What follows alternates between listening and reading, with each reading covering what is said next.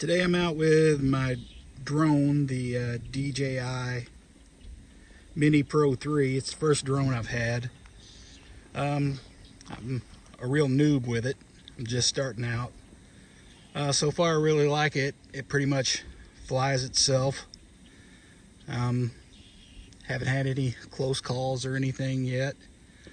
I got it really just to get some cool aerial footage of the stuff we do out in the dirt dauber.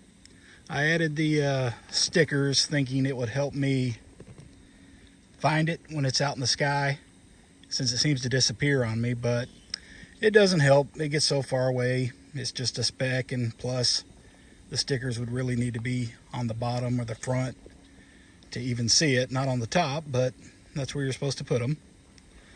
But so far I really like it. Hopefully it'll bring in a new subscriber or two and add some coolness to my footage. Coming up is some of the footage I got today of just the surrounding area. Thanks for watching.